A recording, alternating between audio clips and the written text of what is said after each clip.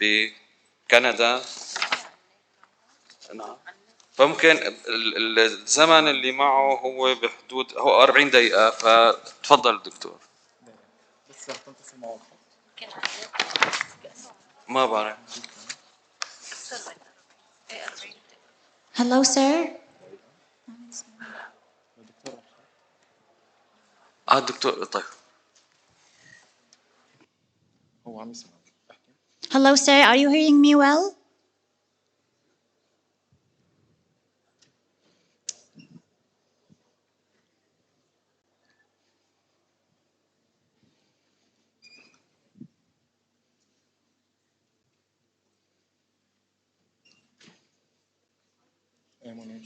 صوت الدخل ارفعه.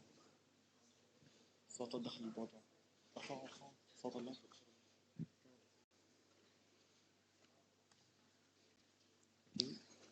مو شغال لا. عمل له اون. نحن عم نسمع صوت لا توصل. تمام؟ يلا حكي. Hello, sir. Hello. Welcome to the second International Conference on Biomedical Engineering. Thank you. Can you hear me, please? Excuse me? Can you hear me? Yes, we're hearing you very well. Most welcome. Okay. Okay, thank you. It's our pleasure to have you here today. So we're just waiting for you. Thank you.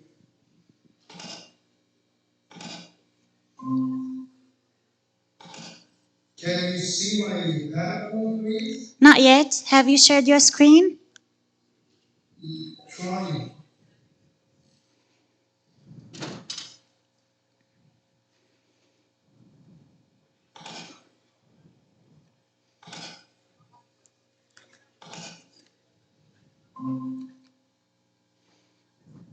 Okay, so the presentation now is shown. Okay, excellent. Best of luck. Yeah, should I start, please? Yes, of course. Best of luck. Okay. Okay, thank you. Assalamu alaikum, and it's a great pleasure to present in this conference. I would like to appreciate the organizing committee for inviting me.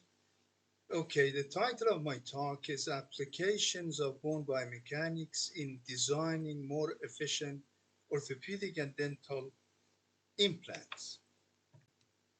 In this talk, I will briefly start with introducing my lab at AUT. Then I will raise a question, which is the heart of my presentation today. And the question will be, of course, related to the title of my presentation. Whether we have to use a mechanical-based criterion or a mechanobiological-based criteria for designing orthopedic and or dental implants. Then I'll briefly review bone anatomy and various functions of bone and bone remodeling and healing theories, a couple of theories. I will then introduce some of the projects executed in my lab. And finally, discussion and conclusions. In my lab, we try to reduce the pain and increase the quality of life by understanding mechanics of biological tissues and structures. We are trying to analyze, design, and make biomimicked, efficient orthopedic and dental implants. Okay, what's the basic question of this talk and what I'm going to shed some light on the question?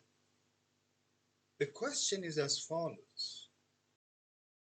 Please assume that there is a problem in the spine of a of an individual, and orthopedic surgeons, they decide to insert a screw, so-called pedicle screw,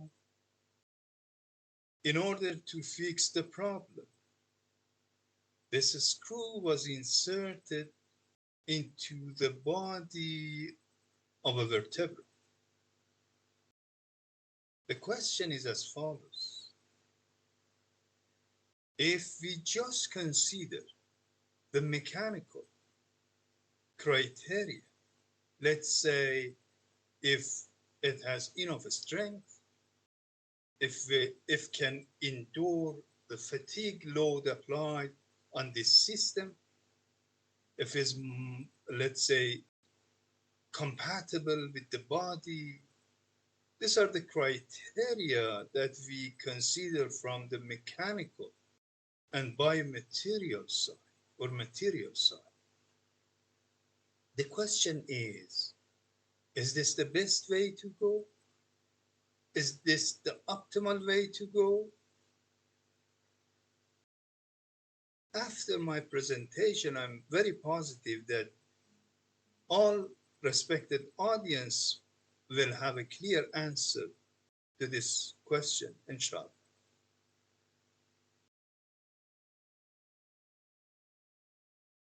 Okay, we know that our bones support and give shape to our body, protect internal organs, provide movement, store minerals. More than 99% of our body's calcium is stored in our bones.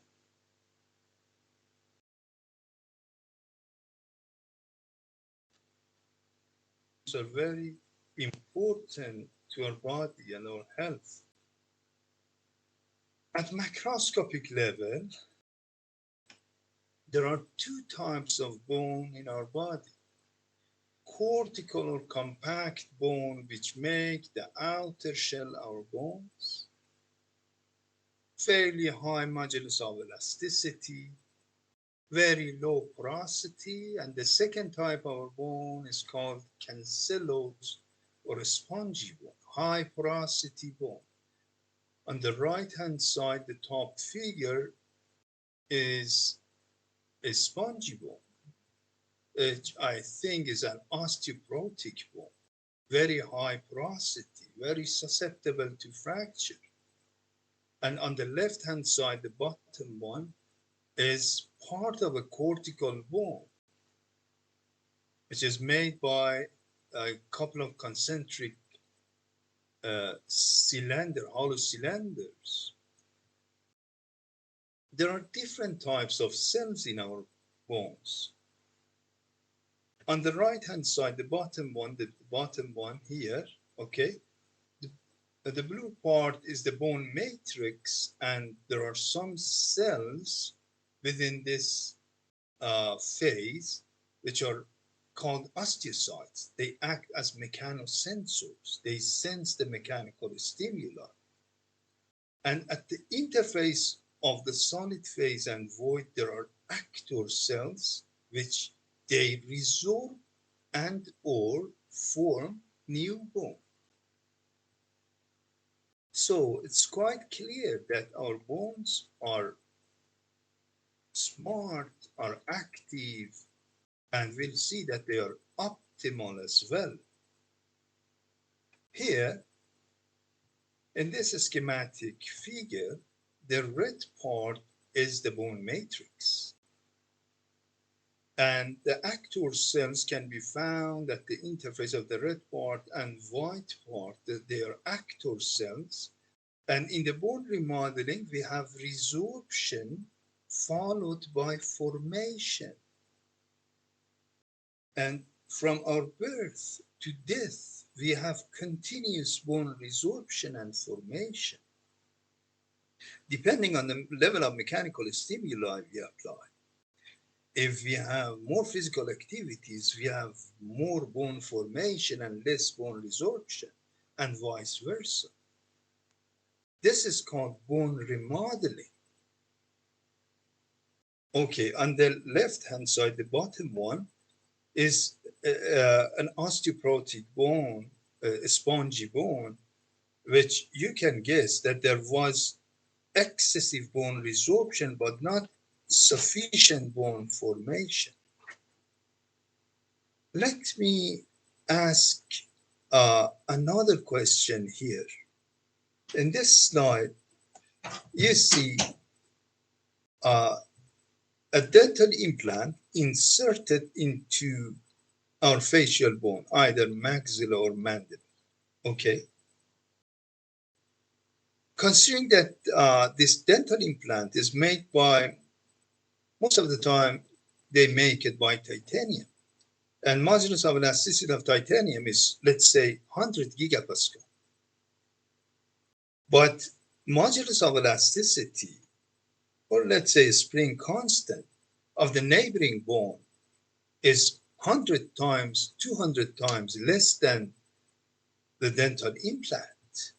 What will happen in the bone which is located in the vicinity of the implant based on the bone remodeling, knowing that the activity of bone resorption and formation is a function of the mechanical stimuli.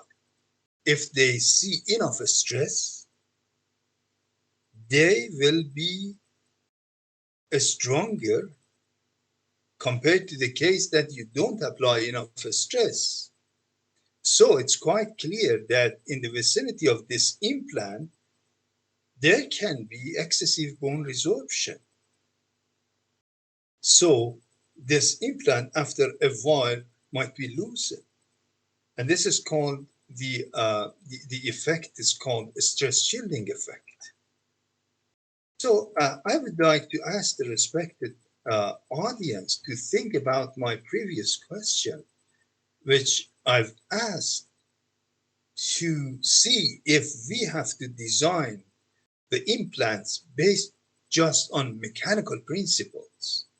Of course, the answer is clear, because our bones are active or smart or sensitive to the mechanical stimuli.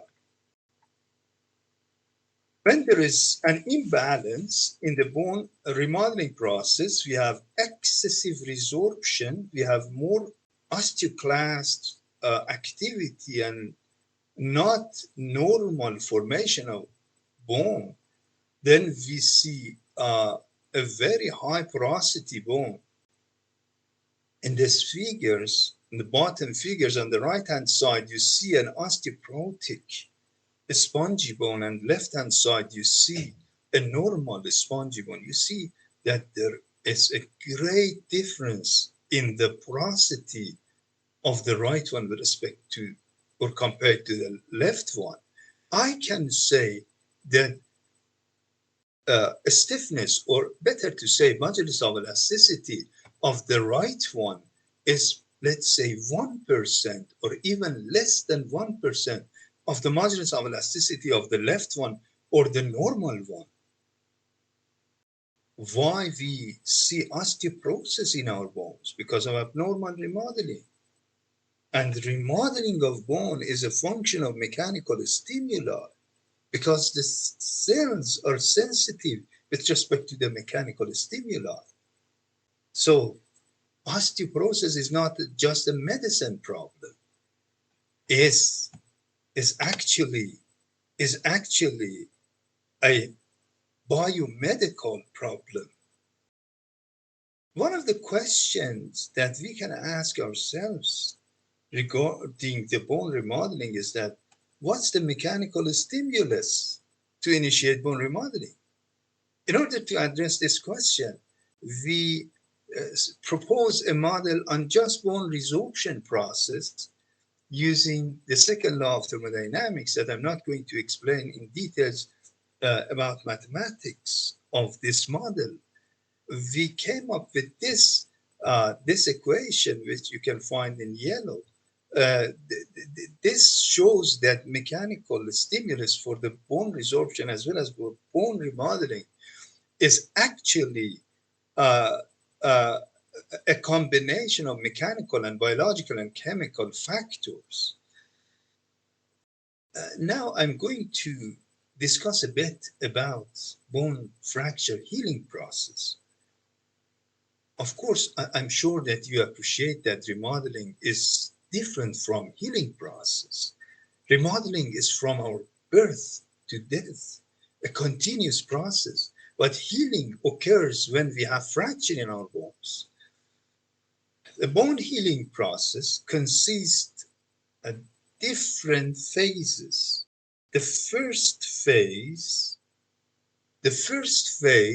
is hematoma formation. We have blood clot, and we have many,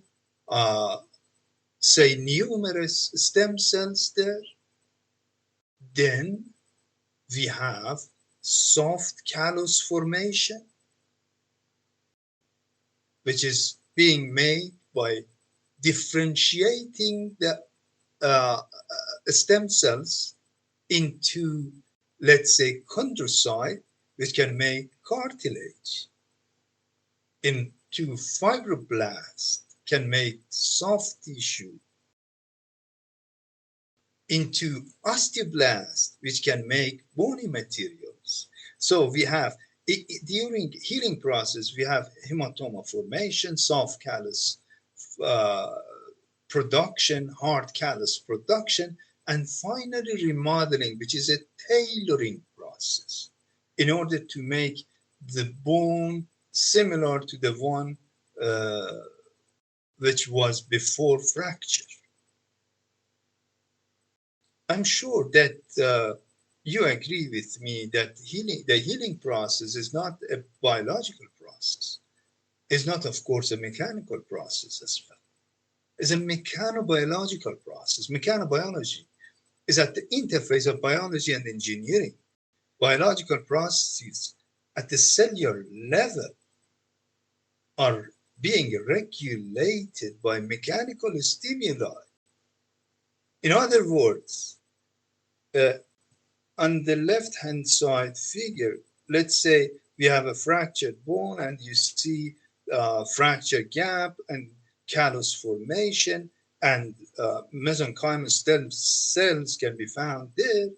Based on the mechanical stimuli these cells receive, they can be differentiated into appropriate cell types, which can make either cartilage or bone. So bone healing process is being controlled by mechanical stimuli.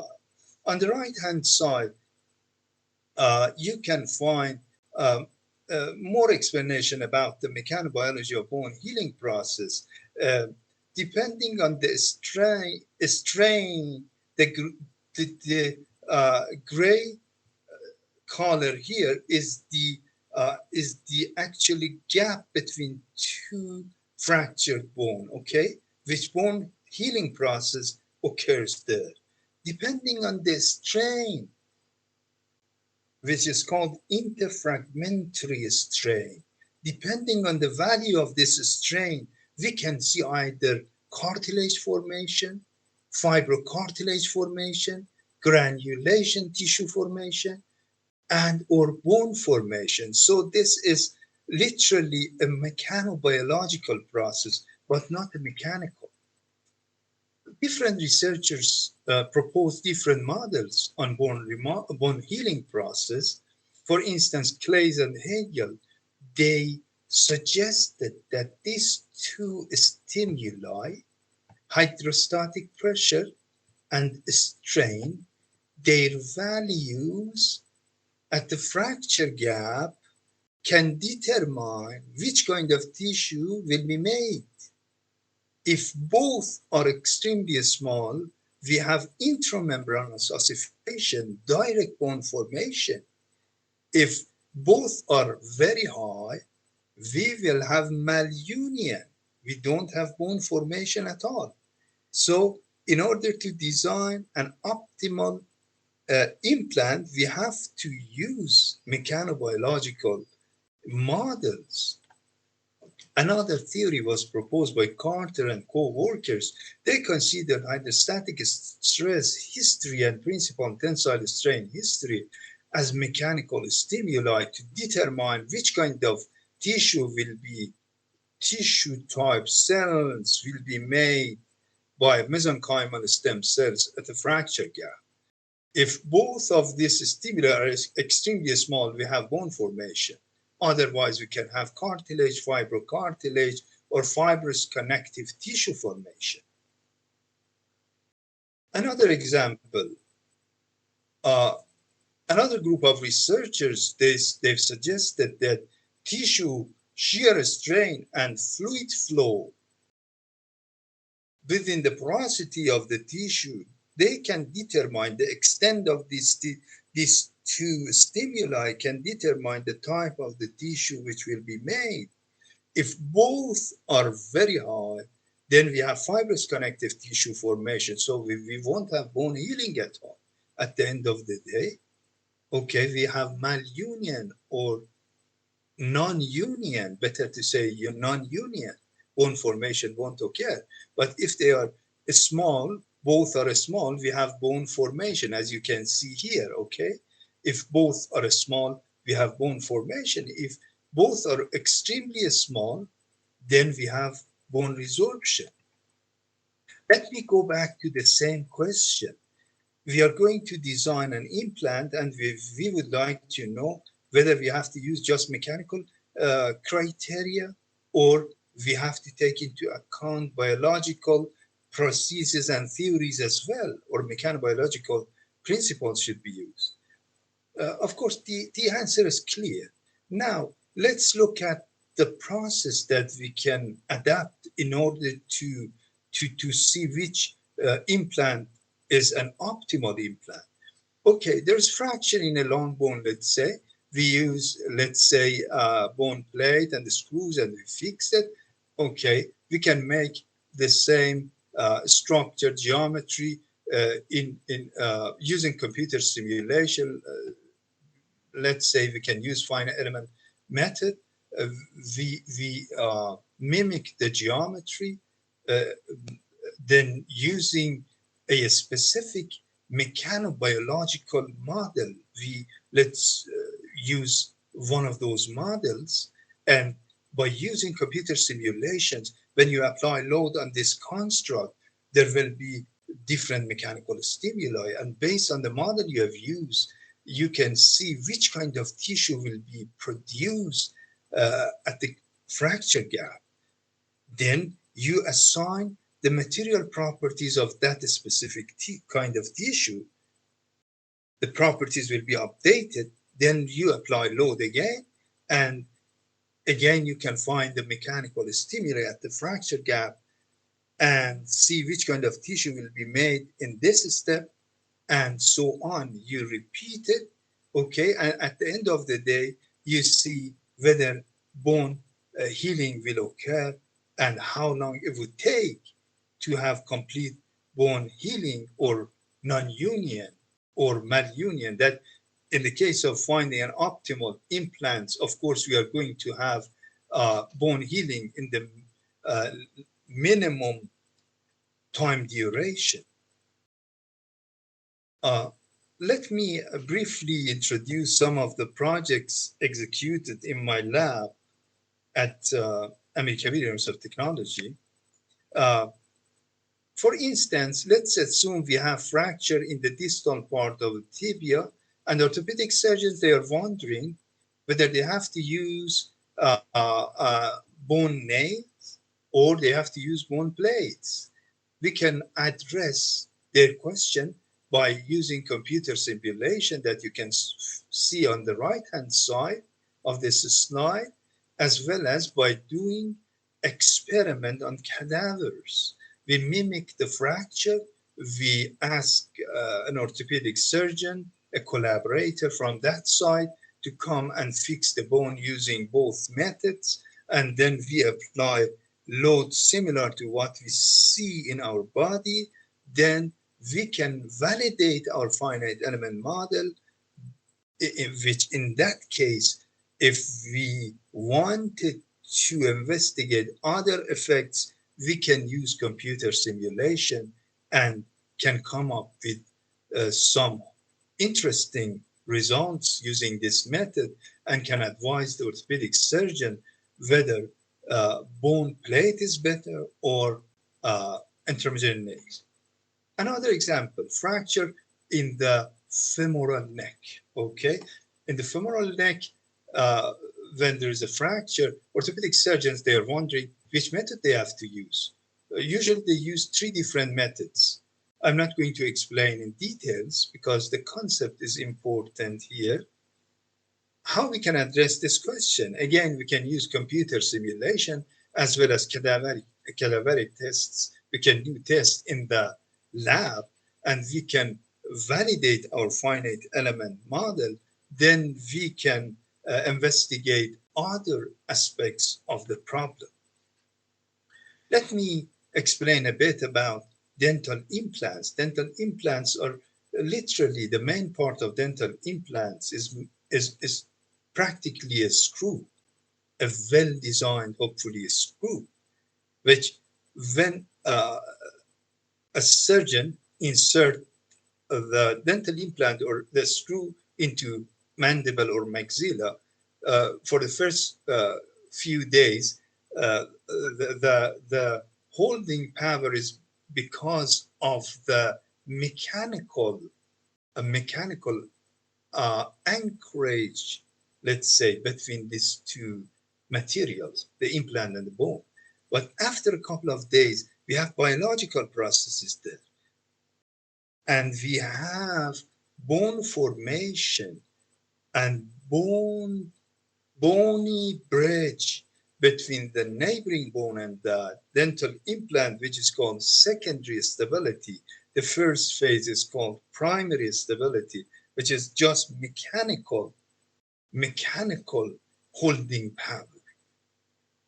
Okay, in one of our projects, we tackled the primary stability problem by suggesting that the level of primary stability or mechanical anchorage between these tools is mostly, and the strength of contact between these 2 materials is mostly related to the extent of damage produced in our bones. And we did both in silico and in vitro investigation. We've found some interesting and novel results which can be found in our papers recently published in 2023. Another point which I'm going to explain here is that yes, bone implants are made by mostly titanium and are like screws. But if we compare, again, I'm thinking on the mechanobiological side, but not mechanical side. Based on bone remodeling, I'm sure that you expect to have some adverse effects of using a metal screw in our bones because our bones are sensitive to mechanical stimuli because of abnormal remodeling, excessive resorption, and so on. Moreover, if you compare I'm almost done. If you compare the implant, orthopedic dental implant with our natural tooth, we see in this natural tooth, there is connection between this tooth and the neighboring bone by a soft tissue is called PDL, periodontal ligament.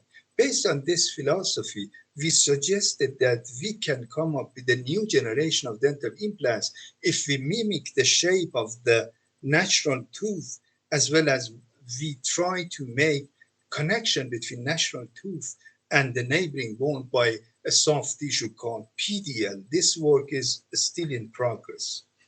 Let me close my presentation by this discussion. In order to understand biological tissues, mechanics and biology should closely work together. Tissues are not designed by engineers, but they are designed by a designer who is expert in everything. So if we are going to understand the biological tissues and the diseases such as osteoporosis, engineers and medical doctors and experts from the medicine side, they should work together continuously.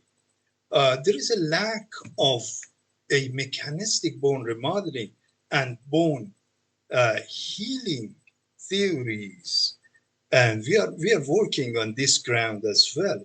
I hope in the future researchers can come up with some universally accepted models which take into account not only the engineering factors but also the biological factors and vice versa.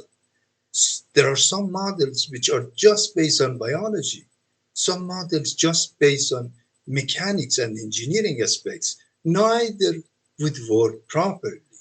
I hope in the future researchers can come up with more, let's say, useful and comprehensive models on these grounds.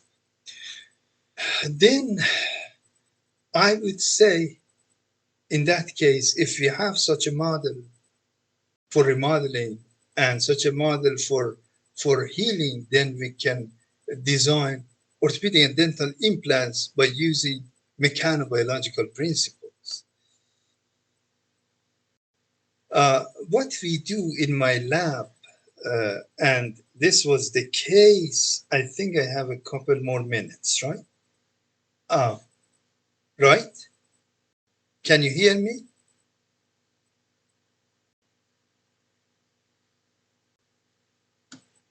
Can you hear me? Yes, sir. Okay. I have, I think, 3-4 more minutes, right? Okay. What we are doing now in my lab is to mimic the biological tissues in order to come up with more efficient implants. In a school, a bone leg, an egg should be very similar to what we have in our bodies and our bones. The geometry, the properties should be similar, and this is not easy at all. So we call them biomechanics based design, similar to what we have in our body. If you wanted to have a very efficient dental implant, we have to have an implant similar to our missed tooth. We have to have geometry similar, we have to have properties similar, and then in order to see whether our design is an optimal one, we can do computer simulation, we can use in vitro experiments, we can employ animals and do experiments in animals. Then we can try to see if this design is better than the previous one and which aspects should be reinforced. At the end of the day, you can come up with hopefully more compatible and more optimal designs and implants. Okay, at the end, I would like to appreciate many graduate students and fellows and my family members and different universities such as the University of Kansas, University of Ottawa, and my current student at the University of Kansas. I'm more than happy to answer your questions if you hopefully have questions for me. Moreover, if any students, prospective students, they have questions, they can send email to my email. If you do search using my name, you can find our website. Then I'll be happy to help. I hope we can collaborate in the future, and hopefully next year I can give another talk about in person in your beautiful motherland. Inshallah. إن شاء الله. Thank you, Professor غلام رضا روحي to your useful or very useful presentation.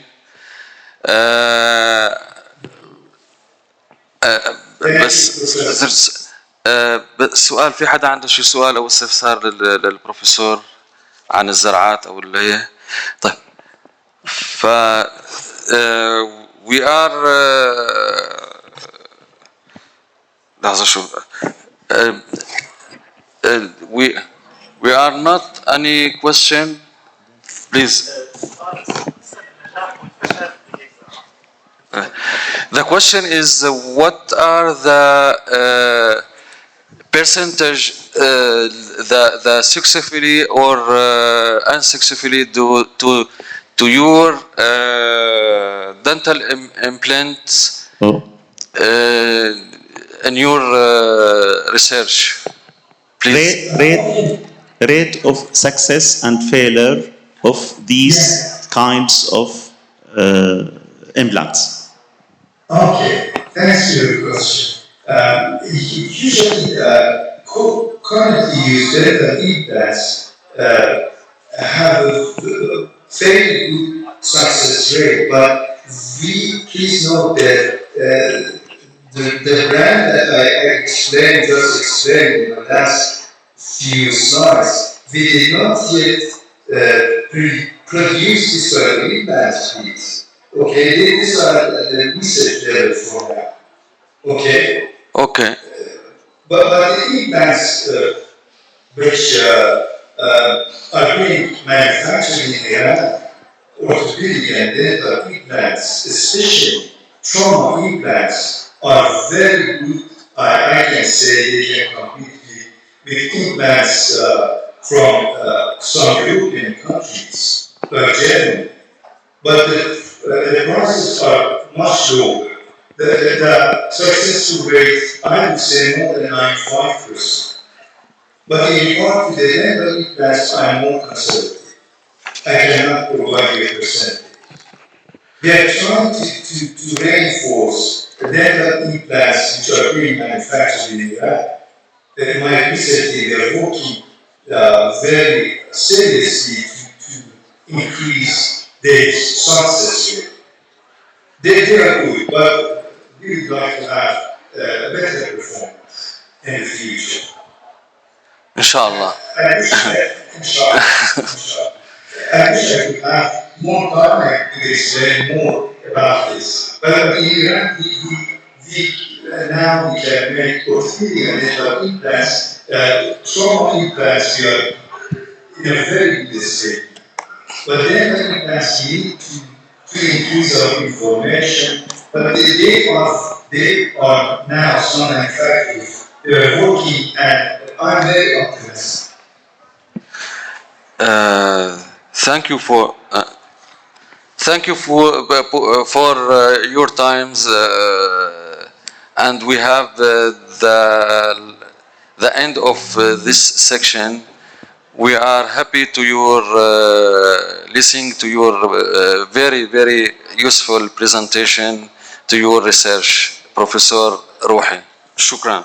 Thanks, Professor. It was a great pleasure to be involved in this conference. I am very much eager to pay a visit to your beautiful motherland. Inshallah. إن شاء الله. شكرا وعليكم السلام ورحمة الله وبركاته.